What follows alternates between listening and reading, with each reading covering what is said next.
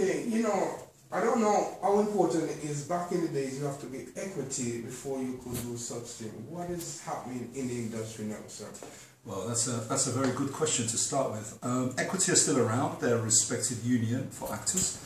But it's also, sometimes some people could argue that equity is a bit of a closed shop. In the old days, you could not perform on stage unless you were a member of equity, and you could not be a member of equity unless you performed on stage.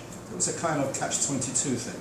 Now, theatre is much more open, much more diverse, and it's open to lots of different communities from various diverse sectors of society.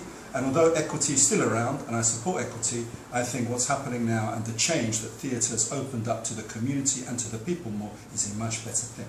Okay, the way equity is to do, you have to have a contract. You'd have to have a contract. Suppose you could be a member of band, but they'd like to see your contract first before they give you an equity ticket. You know, that's how they used to do it. Is it, how it is up to date on that, the equity, how they do it now? Because you have to, sometimes you can't speak in a film if you don't have equity as well, even if you are the best part. Well, that's another tough question, Sid, but I'll do my best to answer it as honestly as I can, not like a politician. Basically, the equity has contracts to appear on film. So if you're in the BBC and you have a part in EastEnders, you will notice a lot of the extras in EastEnders. One of my actresses who's in Metamorphosis is in EastEnders, by the way, as an extra. They're not allowed to speak. And if they do speak, and I believe if they utter more than 3 or 4 lines, then they are due equity minimum pay. That's why in EastEnders, when a postman drops off a letter, you notice he will just nod his head and walk off and not say a word. And I think that is the kind of difference. Now, with an equity contract, then it means that there's a minimum that needs to be paid, and obviously the actor will have a lot of lines to deliver. Okay, I'm going to introduce my new guest. Could you introduce yourself? Yeah, hello, my name's Alice. I am one of the actresses that's in Nick's play, Metamorphosis. Yes, I'm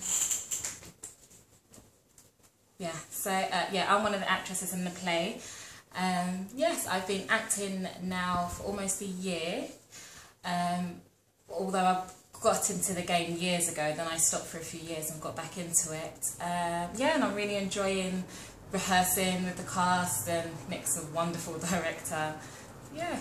Really okay, how easy for you to find yourself into character? Because if you doing a play now, I didn't prepare you for this, but how long does it take you to get into character, and how long does it take you to learn your lines? Oh yes, I get asked that question a lot. To get into character, I think once I've read the script over and over again and understand what the play's about, and have a few rehearsals, you kind of go with the flow with it after a while. It takes a while, but like I said, once you understand the play, you understand your character, then it just starts to flow. Okay. Would you like somebody, if you have a part, would you like somebody to be your second in case something happened to you? I don't need a second, nothing will happen to me, not joking.